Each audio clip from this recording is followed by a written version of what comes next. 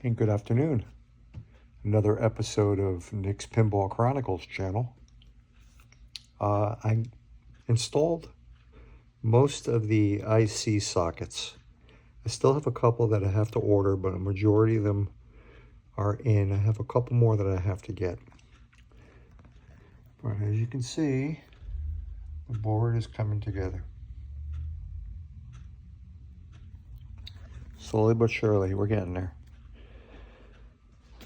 So, should order more parts in the next couple weeks and continue on. Thanks for following me. Appreciate it. Have a great day.